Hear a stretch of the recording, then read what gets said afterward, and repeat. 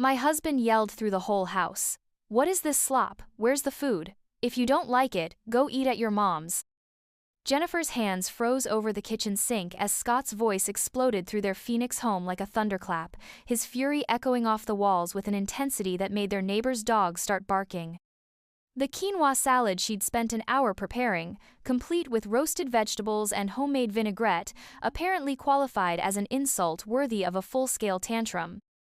"What is this slop? Where's the food?" Scott's voice carried the indignation of a man who'd been personally betrayed by the presence of healthy ingredients on his dinner plate.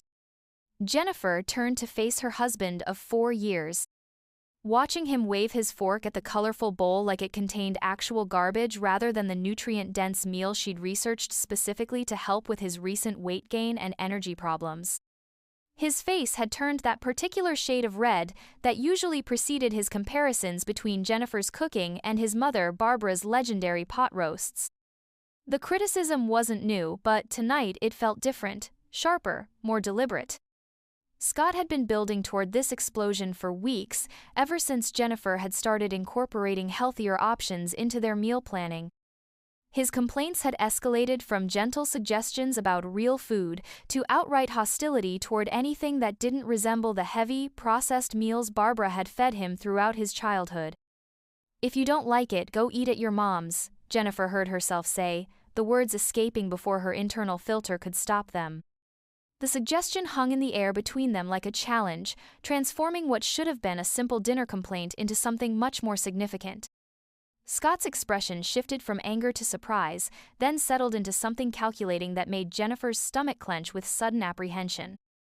She'd meant the comment as a defensive dismissal, a way to deflect his criticism without engaging in another circular argument about her domestic inadequacies. But Scott's face suggested he was taking her suggestion far more seriously than she'd intended. Scott's response came with deliberate slowness, each word carefully chosen to inflict maximum impact. He announced that Barbara's invitation to Sunday dinner was now a permanent arrangement, that Jennifer's obvious inability to maintain a proper household meant he'd be taking his meals elsewhere until she learned to cook food instead of health store experiments. The declaration felt like a divorce announcement delivered through meal planning.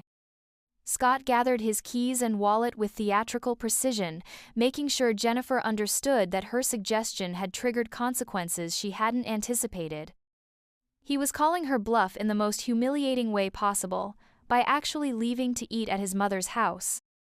Jennifer watched through their kitchen window as Scott backed out of their driveway, probably already calling Barbara to announce his arrival and complain about his wife's latest domestic failure.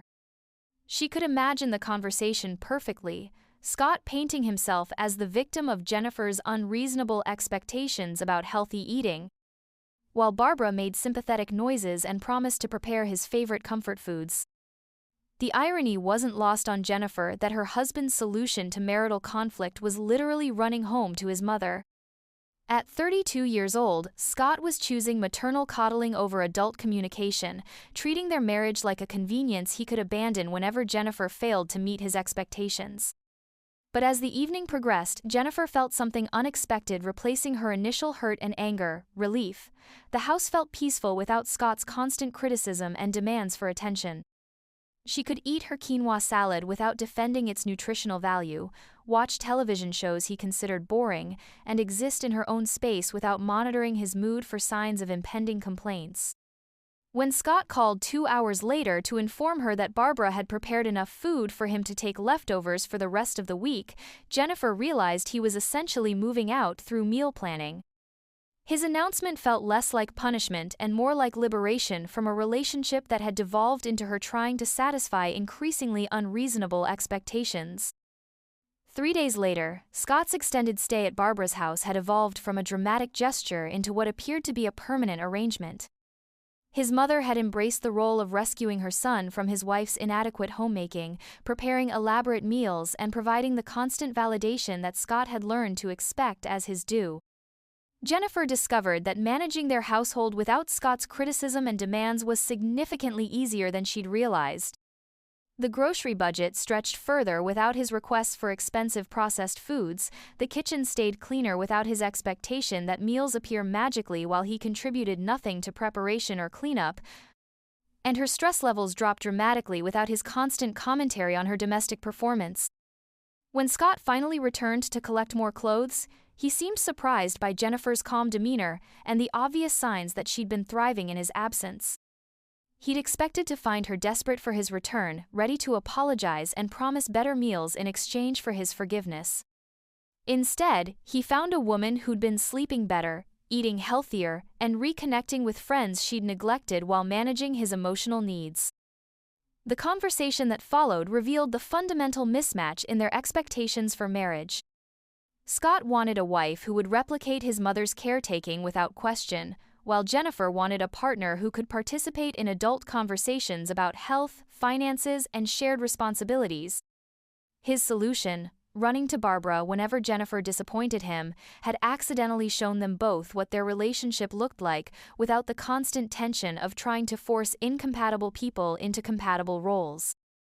Jennifer's suggestion that Scott continue living with his mother if he preferred her cooking wasn't delivered with anger or hurt, but with genuine curiosity about whether he actually wanted to be married to an adult woman or simply wanted access to maternal care with romantic benefits.